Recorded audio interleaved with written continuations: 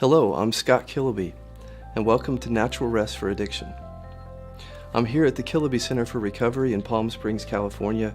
We work with clients every day on addiction, anxiety, depression, spiritual seeking, and just about anything else you can imagine. But I wanted to create a video to help you at home begin to learn these tools that I use in my own life, especially for those suffering from addiction. So I want you to use this presentation as much as you can and as much as you want each day to help you discover the kind of freedom that I've discovered through this method. I guess the first thing to ask or to answer is, what is natural rest? I guess the simplest explanation of natural rest is it's just presence. It's what happens when we get out of our heads and we get into the reality of the present moment. Let me tell you a little bit about my background to help you understand natural rest a little bit better. I spent 20 years in active addiction. I was addicted to drugs, alcohol, and just about anything else that man created. During that period of time, I did a lot of numbing out and trying to escape how I felt.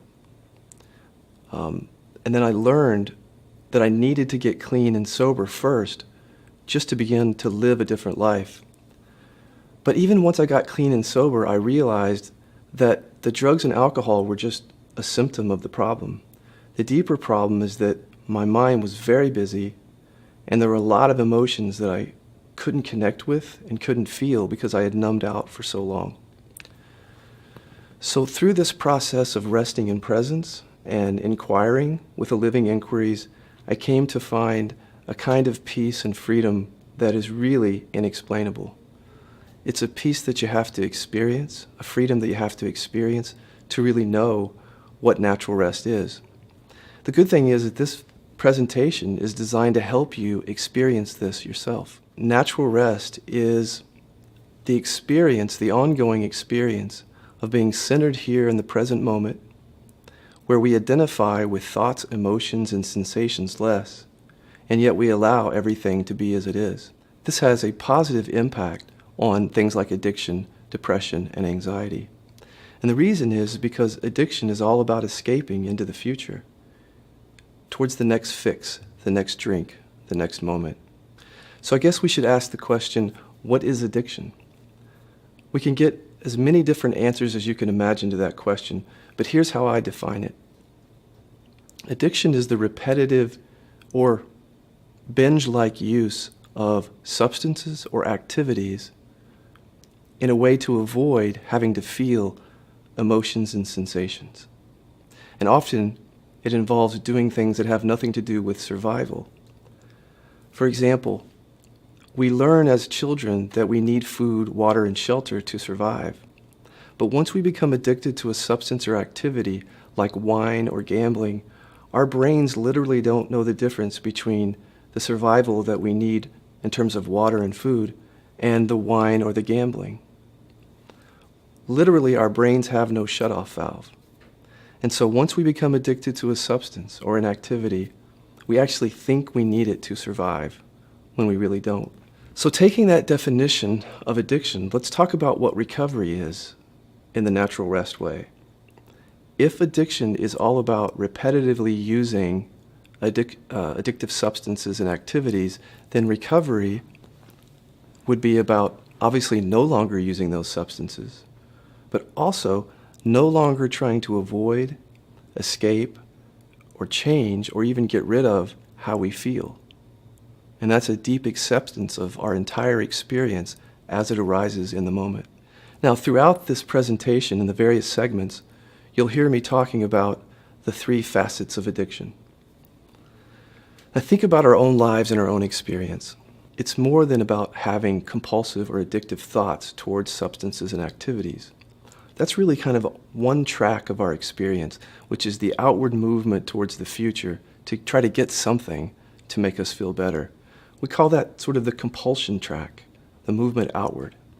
But there's also the anxiety track, which is the fear or the fight, flight, freeze response that we experience when, for example, we're using or when we can't find our drug or substance or activity.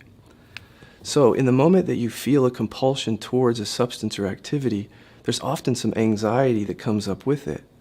Now the anxiety could be around, oh gosh, what if I don't get my substance or activity? What if I have to go the whole day without it? Or even the boredom that comes up in the moment that we don't have it, the sort of restlessness that we feel, that's anxiety. So that's a separate track in a way. So there's the two tracks of compulsion, the movement outward towards something, and anxiety, which is kind of the recoiling from experiencing an anxious feeling about our life or our circumstances. And then the third facet is our identity ourselves, which means most of us carry around what we call a deficiency story. Deficiency stories are mental scripts or stories that we carry around from childhood, which are basically low self-esteem stories. Things like, I'm not good enough, I'm unlovable, I'm unworthy, I'm unsafe, I'm a victim. It's some story of feeling fundamentally flawed, as if we're missing some important components of our own existence. And so we learn these stories from growing up in our families, and these stories stay with us through our early teen years and into adult years, and we literally walk around the earth believing that we're fundamentally deficient. Now, how does that tie into addiction? If I feel as if I'm unlovable or I'm not good enough, that brings about negative feelings and emotions. And I get triggered throughout life by various people and situations. And then, naturally, a way to cope with those triggers is to reach out in a compulsive way towards substances or activities to medicate or get rid of or avoid having to feel those feelings. So we want to deal with that third facet, which is our core identity, our self-identity. And as we deal with those three facets together, it's sort of a holistic view, so that we're not just dealing with putting the drug or the substance down. We're dealing with all of the underlying stuff that contributes to addiction. One of the concepts I'd like to talk about, and we talk a lot about here at the Killaby Center, is readiness. What is readiness? You know, not everybody is ready to either quit taking drugs or alcohol or quit eating sugar or quit their sex addiction. Some of us have to go a long time before we even get ready to take a look at these behaviors and patterns. But we've come to find out in this program that the more ready you are to look at these behaviors and to look with our tools, the better you're going to do with this program. So we want to remind you and invite you to sort of take an inventory of your life and yourself to see if you're actually ready to look deeply into your experience and begin to put to rest some of the painful stories and identities, anxieties, and addictions that have been running your life. And if you find that you're not ready, that's okay. It's not a judgment. We don't judge you if you're not ready. I spent probably the last 10 years of my addiction not being ready, which means some of the people around me would have liked for me to be ready to get clean and sober, but I wasn't. And that was okay. There came a time when I became ready. So what I want you to do is ask yourself if you're ready. And if you are, this presentation and all of its segments, if you watch these segments daily and really take these practices into your life each day, all day, you can start to experience a real change with regard to your addiction. One of the core principles of our work is letting everything be as it is. So what does that mean?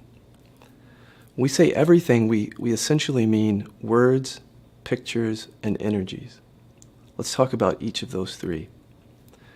We often think of ourselves as having thoughts, but what are thoughts?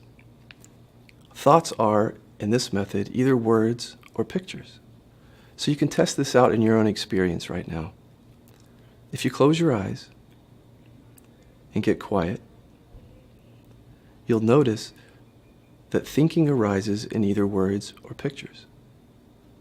So if you look at what you had for breakfast this morning, you might see the bowl of cereal as a picture. You might even now hear the word cereal or the brand of the cereal coming through. Those are words. And that's how we know things. That's how we know everything, is through thinking.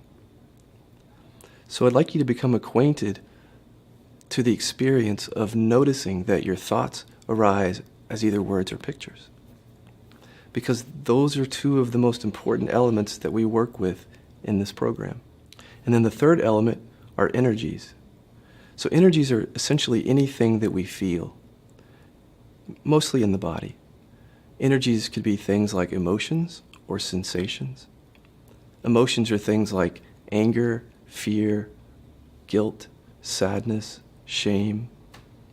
And normally we feel those in our body, so we feel them in the throat, in the chest, the stomach. Sensations are things that maybe aren't really emotions. They're things like pain, pleasure, tingling, warm sensation. And those two are usually felt somewhere in the body, not always in those same areas, but somewhere in the body. So we put all of those emotions and sensations into one category, and we call those energies. So that simplifies the way that we begin to look at our experience by dividing our experience into words, pictures, and energies. So now, what does it mean to let everything be as it is?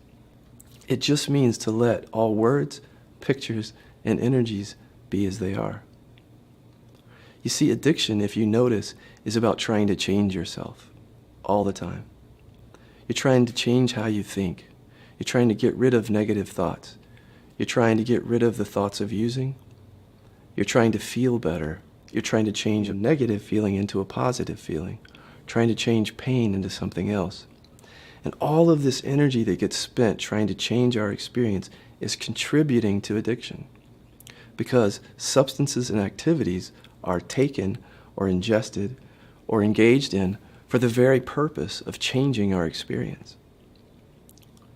So this idea of constantly trying to change how we feel and how we think is so much a part of addiction that we have to take a solid look at that and begin to experience all that differently.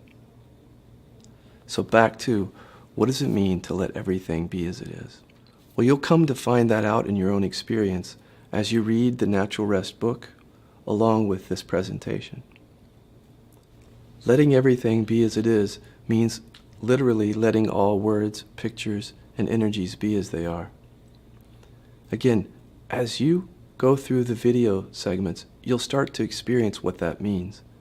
And while I'm facilitating you in the inquiries, you'll start to experience what that means. But let's start with just a basic introduction to letting everything be as it is. Notice as you sit quietly with me, and you begin to rest your mind a little bit and just notice the silence that's in the room with you. So as we get quiet for a second and begin to just rest in the quietness that's within your body and around your body, close your eyes and just notice that you're aware. Before you're aware of any words or pictures or even sensations, you know that you're aware. We all know this about ourselves, but we don't stop to take notice of it. But now you can do that with me. And as you do, I want you to remain really quiet and just watch for any words that come up in your mind. You'll hear them. And when you hear them, I want you to do nothing with them other than just to hear them and let them fall back into the silence. So that's what it means to let words be as they are. Just let them arise freely, but you don't have to add anything to them or subtract anything from them. You can just let them be and then fall away again. The same is true for pictures. If you close your eyes, you can look at the picture of what you had for breakfast, and if you just quietly look at the picture and let it be there in the space, watch how it starts to naturally disappear back into the space or silence. Notice how you didn't have to do anything with the picture. You could just remain aware and let it arise and then fall. The same is true for emotions and sensations, and I'll go into much more detail about this. But as you bring your attention down to a sensation right into the body. Let's say you feel something in the chest or wherever. Bring your attention quietly into that and feel it without any words or pictures on it. And let it be there. Rest with it, even if you have to stop the recording and just rest with that feeling. Notice that when you do nothing with the feeling and you just feel into it and let it be, it eventually, usually, starts to fade away. So you've allowed that feeling to be as it is. And one of the basic things that we do with this work is we undo what I call the velcro effect. So what is the velcro effect? The velcro effect is just like velcro, things being stuck together. We experience words and pictures feeling stuck to some energy, usually in the body. So if I have a picture of wine and I'm addicted to wine, I literally see the picture of wine in my mind. And if I experience addiction, I'm going to experience the velcro effect. I'm going to experience some sensation in the body that arises along with that picture and that feels stuck to it. So that every time I see that mental picture, I get that sensation, and therefore I drink wine. What you'll see with this work is it's almost exclusively around undoing the velcro effect, which means being aware of the picture and then just letting it fade, and then bringing attention down into the sensation and feeling that without the picture, without any words, quietly resting. And then letting that be felt until it fades or merges into the space. By doing that, just by the simple act of observing, we've undone the velcro effect. We've just allowed things to be as they are, but we've moved our attention into the body to feel the sensation without the picture on it, and that undoes the velcro effect between the picture and the sensation. And what that does is it just allows us to be less in our head about the wine, or less in our head about our story of being deficient or inadequate, or less in our head about anxiety, more feeling into our bodies to rest with and allow feelings. And as that velcro effect is undone, we're just more present, which means we're here. We're literally here in the present moment where life actually happens, and we're not suffering as much. Now, a big part of this work, as you'll come to see, is something called the living inquiries. And there are two segments of this presentation in which I'll be facilitating you as you sit there through the living inquiries. The first one is called Craving and Aversion, using the CI and AI together. The CI is the compulsion inquiry, the AI is the anxiety inquiry. And the second is the unfindable inquiry and the deficient self. Before you watch those videos, it's really important for you to watch the segment called Understanding the Inquiries Before You Start Inquiring. That segment will help you understand the inquiries, so I ask that you watch that, maybe even a couple of times. The living inquiries are a huge part of this work. It's something that we do with people every day at the center, and it's helping a lot of people. And so I hope that it'll start to help you as I facilitate you in this presentation. And finally, I want to talk about the body. Because even once I got clean and sober from drugs and alcohol, I still experienced addiction to things like sugar, sex, coffee, and a host of other things, tobacco. What I found is that until I dealt with and released some of the denser energies in my body, I mean the feeling of tightness that I carried around in my stomach, or the contractions in my throat and my chest, I remained addicted. So in some sense, the final frontier of this work is the body work. And so I ask that you watch the segment of this presentation called Restful Body Meditation at least once a day. Because the sooner you get involved in the deep body work, the more you'll experience that sort of profound peace and freedom that I'm talking about when I say natural rest.